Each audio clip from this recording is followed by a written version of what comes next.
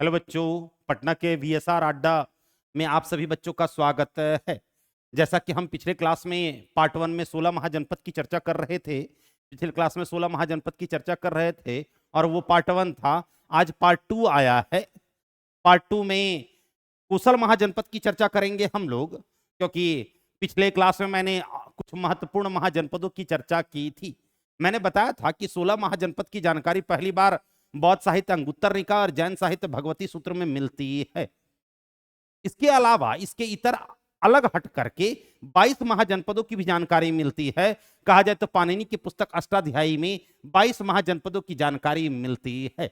लेकिन भौगोलिक परिवेश से देखने के पश्चात यह पता चलता है कि कुल 16 महाजनपद ही थे, जिसकी जानकारी बौद्ध साहित्य अंगुत्तर निकाय और जैन साहित्य भगवती सूत्र में मिलती है। तो कुछ महत्वपूर्ण महाजनपद थे जिसकी चर्चा मैंने पहले कर दी थी। और चौहद्दी की बात की जाए तो पूर्व में अंग महाजनपद, पश्चिम में गांधार महाजनपद, उत्तर में कंबोज महाजनपद और दक्षिण में अस्तमक महाजनपद बसा हुआ था। आज 7वें महाजनपद की चर्चा करते हैं, कोसल महाजनपद। जी हाँ, इसकी राजधानी श्रावस्ती थी, जो वर्तमान उत्तर प्रदेश के प्रयागराज के क्षेत्र में, बहराइच और गोंडा के क्षेत्र में बसा हुआ था। यह पूर्व में गंडक, जिसे शास्त्रों में सदानीरा कहा गया है, और पश्चिम में गोमती, जी हाँ, दक्षिण में सई, सर्पिका नदी और उत्तर में हिमालय की तराई के बीच स्थित एक सुरक्षित राज्य था। सरयू नदी मुख्य रूप से इसे दो भागों में काटती थी। उत्तरी कोसल, जिसकी राजधानी अयोध्या थी, जो फैजाबाद के पहले फैजाबाद जाना जाता था, अब अयोध्या जाना जाता है। श्रावस्ती, जिसकी पहचान आधुनिक सहेत महेत के रूप में की गई है, इसकी दूसरी राजधानी थी। कुशावती और सिरपुर दक्षिणी कोसल की राजधानी थी। कोसल का एक राजा कंस को पाली ग्रंथ में बारान सिंहो कहकर पुकारा गया है। उसी ने काशी को जीत करके कोसल में मिला लिया था। और कोसल के राजा प्रसेनजित, जो कि महाजनपद काल में सबसे प्रमुख राजा था, उसने अपनी बहन कोसल देवी का विवाह मगध के राजा बिंबिसार से करके काशी दहेज के रूप में मगध को प्रदान किया था। कोसल का सबसे प्रतापी राजा प्रसेनजित था, जो बुद्ध का समकालीन था, महात्मा बुद्ध का समकालीन था। अगले महाजनपद पर चर्चा करेंगे, 8वां महाजनपद। जी हाँ, गांधार महाजनपद, जिसका मगध के साथ दोस्ताना संबंध था। यह पश्चिम क्षेत्र में बसा हुआ एकमात्र महाजनपद था। पाकिस्तान का पश्चिमी तथा अफगानिस्तान का पूर्वी क्षेत्र और कश्मीर के कुछ भाग इस राज्य में आते थे। इसकी राजधानी तक्षशिला थी, राजा तक्ष के द्वारा बसा गया। विश्व का पहला विश्वविद्यालय तक्षशिला विश्वविद्यालय, विश्व का पहला विश्वविद्यालय तक्षशिला विश्वविद्यालय, जिसकी स्थापना पुष्कर चरित के द्वारा की गई और उसने अपना नाम बदलकर राजा तक्ष रख लिया, जो कि एक समकालीन ज्ञान एवं व्यापार की नगरी के रूप में प्रसिद्ध था। भारत का पहला विश्वविद्यालय यहीं स्थापित हुआ था। प्राचीन तक्षशिला एक अत्यंत प्रमुख नगर था, जो अफगानिस्तान और मध्य एशिया को जाने वाले स्थल मार्गों पर पड़ता था। और यह नगर सिंधु नदी के द्वारा अरब सागर में स्थित समुद्रिक मार्गों से भी जुड़ा हुआ था।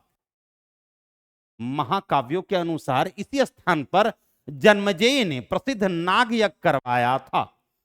बौद्ध, जैन और यूनानी स्रोतों में इस नगर की काफी चर्चा हुई है। कहा जाए तो भीर, सिरकप और सिरसुक के नाम से जाना जाता है महत्वपूर्ण नगर थे ये पश्चिम भारत में। भीर का टीला इस नगर की प्राचीनतम बस्ती है, जहां 6वीं 5वीं शताब्दी ईसा पूर्व से लेकर 2री शताब्दी ईसा पूर्व तक के अवशेष मिले हैं। गांधार का यह राज्य आधुनिक कंदहार से अलग है, जो कि इस क्षेत्र से दक्षिण में स्थित है। पुक्कुसती या पुष्कर सरीन 6ठी सदी में यहां का प्रसिद्ध शासक हुआ, जिसने अवंती को पराजित किया था। मगध का गांधार के साथ दोस्ताना संबंध था। विश्व में पहली बार राजदूतों का आदान प्रदान मगध और गांधार के बीच में ही हुआ था। चेदी महाजनपद मध्य प्रदेश में बसा हुआ। इसकी राजधानी सुक्तिमती थी, वर्तमान उत्तर प्रदेश के बुंदेलखंड का क्षेत्र। इसकी राजधानी शक्तिमती थी, जो सेठीवती के नाम से भी जाना जाता था। इस राज्य का उल्लेख महाभारत से भी मिलता है। महाभारत काल में यहाँ का सबसे प्रसिद्ध राजा शिशुपाल था, जिसकी हत्या वासुदेव कृष्ण के द्वारा की गई थी। 10वां महाजनपद बात करेंगे, 10वें महाजनपद की बात करेंगे तो वज्जी महाजनपद। जी हाँ, वज्जी महाजनपद 16 महाजनपद में सबसे मजबूत महाजनपद। मुख्य रूप से अगर बात की जाए तो वज्जी की राजधानी वैशाली थी। यहां 8 कुल निवास करते थे, जिन्हें अष्टकुलिक कहकर पुकारा जाता था। वज्जी का शाब्दिक अर्थ होता है पशुपालक समाज या पशुपालक समुदाय। यहां कुल 8 कुल निवास करते थे, जिन्हें अष्टकुलिक कहकर पुकारा जाता था। और सबसे मजबूत कुल जो था वो लिच्छवी कुल था। यह गंगा नदी के उत्तर में नेपाल की तराई में स्थित था। वज्जियों के इन 8 कुलों में वज्जी, लिच्छवी और विदेह तथा ज्ञात्रिक सर्वाधिक महत्वपूर्ण थे। अन्य कुल में उग्र, भोग, कौरव, इक्ष्वाकु आदि थे, जिनके बारे में अधिक जानकारी नहीं मिलती है। ज्ञात्रिक की राजधानी नादिका थी। जैन महावीर इसी कुल के थे, क्योंकि महावीर स्वामी का जन्म जो है वैशाली के कुंड ग्राम में हुआ था। इस संघ का सबसे शक्तिशाली गणराज्य वैशाली का लिच्छवियों का था, जो क्षत्रिय थे। इस राज्य की राजधानी वैशाली थी, जिसकी पहचान आधुनिक बिहार के मुजफ्फरपुर जिले में गंडक नदी के तट पर स्थित बसाड़ से की गई है। विदेह की राजधानी मिथिला थी, जो वर्तमान नेपाल की सीमा में जनकपुर नामक कस्बे के रूप में आज भी प्रचलित है। गंगा नदी वज्जी और मगध के बीच सीमा का निर्धारण करती थी। इस संघ में 8 न्यायालय थे। कुल 7,707 सरदार मिलकर के वज्जी का प्रशासन संभालते थे। वज्जी को अंतिम रूप से जीतने का काम अजातशत्रु के द्वारा किया गया। अजातशत्रु के महामंत्री वत्सकारणे, जी हां, अजातशत्रु के महामंत्री वत्सकारणे कुल 7,707 सरदारों में फूट डलवाकर वज्जी को अंतिम रूप से जीतकर मगध में मिला लिया था। और महत्वपूर्ण चीज देखेंगे, गंगा नदी वज्जी और मगध के बीच सीमा का निर्धारण करती थी। इस संघ में 8 न्यायालय थे। जैन परंपरा के अनुसार यहां महावीर का जन्म स्थान था। जी हां, वैशाली के कुंड ग्राम में। पुराणों में इसे विसल नामक शासक का नगर बतलाया है, जिसके कारण इसका नाम वैशाली पड़ा। राजा विसल का गढ़ कहे जाने वाले पुरातात्विक टीले से पुराने दुर्ग के अवशेष मिले हैं, और यहीं से प्राप्त एक तालाब को लिच्छवियों के राज्याभिषेक से जुड़े प्रसिद्ध तालाब में माना जाता है। लिच्छवी गणराज्य को विश्व का पहला गणतंत्र माना जाता है। विश्व का पहला गणतंत्र लिच्छवी को ही माना जाता है। मगध के राजा अजातशत्रु ने वज्जी को अंतिम रूप से जीतकर मगध में मिला लिया था। अगले महाजनपद पे चर्चा करते हैं और यह भी जानेंगे कि वज्जी को अंतिम रूप से जीतने के क्रम में मगध के राजा अजातशत्रु ने रथमूसल, सवाल बनता है कि रथमूसल और महाशिलाकंटक जैसे अस्त्रों का प्रयोग किसने किया था? तो रथमूसल और महाशिलाकंटक जैसे अस्त्रों का प्रयोग अजातशत्रु ने किया था वज्जी को अंतिम रूप से जीतने में। इन दोनों अस्त्रों का प्रयोग करने के दौरान आजीवक संप्रदाय के संस्थापक मखालीपुत्र गोसाल की सर पर चोट लगने के कारण मृत्यु हो जाती है, जिसके पश्चात इन अस्त्रों का प्रयोग करने से अजातशत्रु मना कर देता है और कूटनीतिक चाल के माध्यम से अपने महामंत्री वत्सकार की सहायता से वज्जी को अंतिम रूप से जीतकर मगध में मिला लेता है। अगला महाजनपद वत्स महाजनपद है। उत्तर प्रदेश के प्रयाग, इलाहाबाद अथवा प्रयागराज के आसपास का क्षेत्र बसा हुआ। इसकी राजधानी कौशाम्बी थी, जो बौद्ध और जैन दोनों धर्मों के लिए प्रमुख केंद्र था। यह अपने उत्कृष्ट सूती वस्त्रों के लिए प्रसिद्ध था। बुद्ध काल में यहां पौरव वंश का शासन था, जिसका प्रतापी राजा उदयन हुआ। उसने अवंती के शासक चंड प्रदेत को बंदी बना लिया।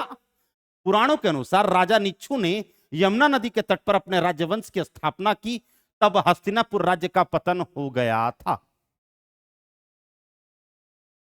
अगले महाजनपद पे चर्चा करेंगे पांचाल महाजनपद। इसके अंतर्गत मध्य गंगा यमुना दोआब का पश्चिमी उत्तर प्रदेश समाहित था। इसमें रुहेलखंड भी आता था। गंगा नदी दो शाखाओं में विभाजित थी, उत्तरी पांचाल और दक्षिणी पांचाल। जी हां, उत्तरी पांचाल की राजधानी अहीं छत्र, जिसको आधुनिक बरेली के रामनगर से चिन्हित किया गया है। वहीं दक्षिणी पांचाल की राजधानी काम्पिल्य, जिसकी पहचान फर्रुखाबाद जिले के काम्पिल्य से की गई है। कन्नौज भी इसी क्षेत्र में स्थित था। यहां का सबसे प्रसिद्ध राजा चुलानी ब्रह्मदत्त था। नंद वंश के संस्थापक महापद्मनंद ने पांचाल को अंतिम रूप से जीतकर मगध में मिला लिया था। महाभारत काल में कुरु और पांचाल के बीच पारिवारिक संबंध था। जी हां, पांचाल की सबसे प्रसिद्ध राजकुमारी पांचाली का विवाह कुरु महाजनपद के प्रसिद्ध राजकुमार अर्जुन के साथ हुआ था। 13वां महाजनपद मत्स्य महाजनपद, जी हां, वर्तमान राजस्थान के अलवर, भरतपुर और जयपुर के क्षेत्र में बसा हुआ था। इसकी राजधानी विराट नगरी थी, जिसकी पहचान आधुनिक वैराट के रूप में की गई है। इसका नाम इस राज्य के संस्थापक राजा विराट के नाम पर पड़ा है। ऐसा माना जाता है कि अज्ञातवास के दौरान इसी राज्य में पांडवों को शरण दिया था।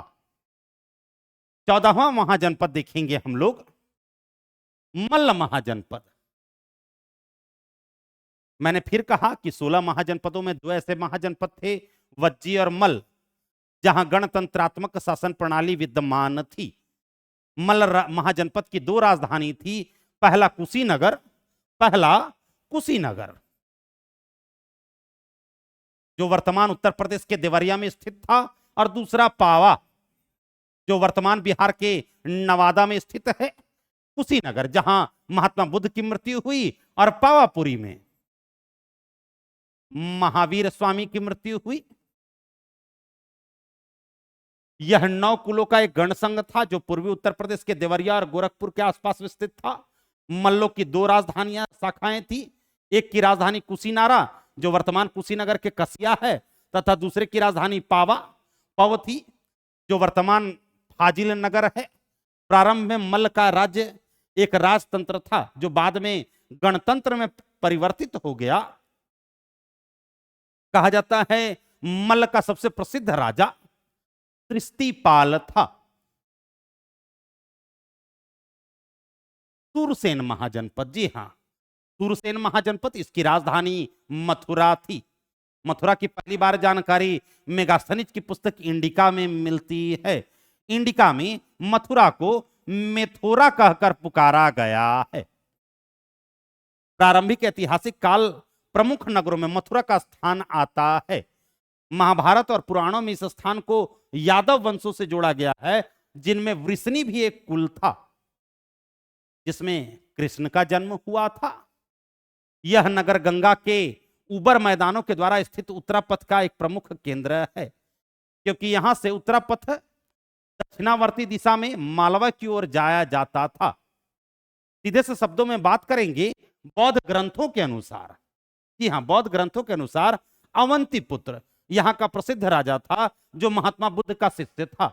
महात्मा बुद्ध ने अवंतीपुत्र को बौद्ध धर्म में दीक्षित किया था। उसी के प्रयासों से इस राज्य में बौद्ध धर्म का विस्तार हुआ। पुराणों में मथुरा के राजवंश को यदुवंश कहकर पुकारा गया है।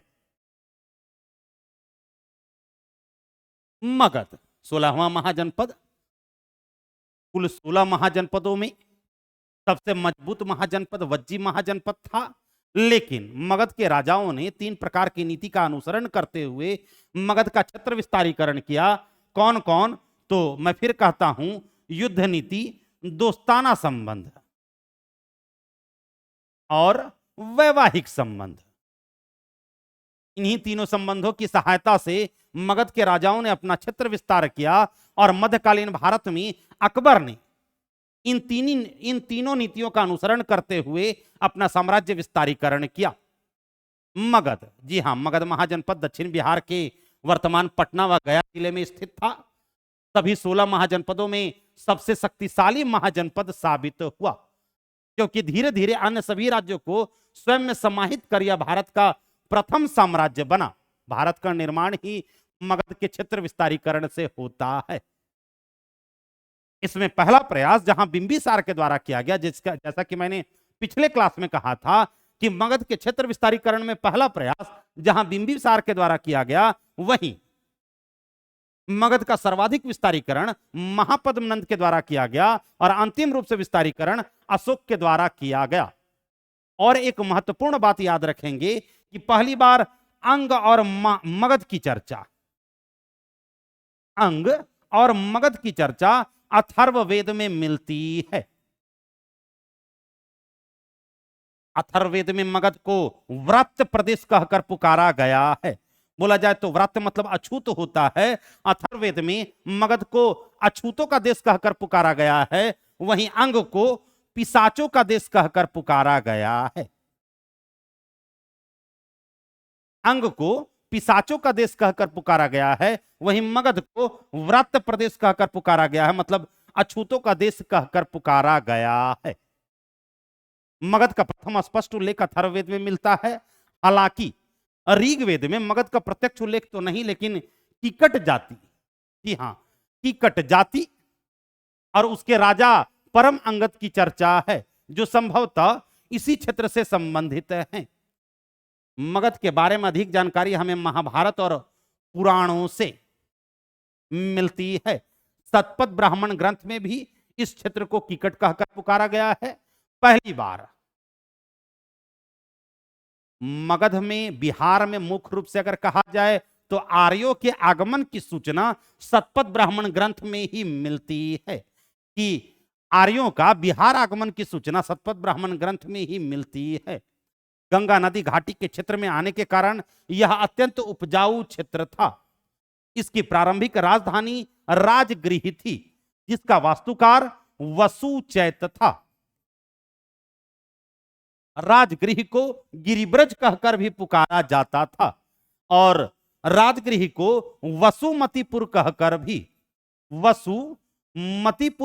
भी पुकारा जाता था। यह चारों तरफ से पर्वतों से घिरा होने के कारण अभेद दुर्ग के रूप में स्थापित था। वहीं राजगीर का ऐतिहासिक महत्व बौद्ध एवं जैन धर्मों के द्वारा जोड़ा गया। यहां दो नगरों को रेखांकित किया जा सकता है।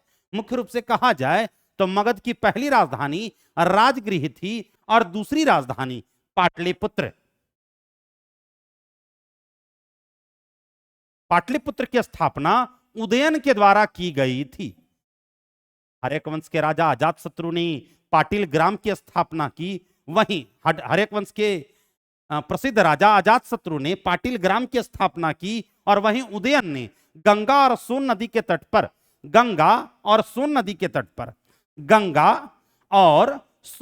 तट पर पाटलिपुत्र नगर की स्थापना की।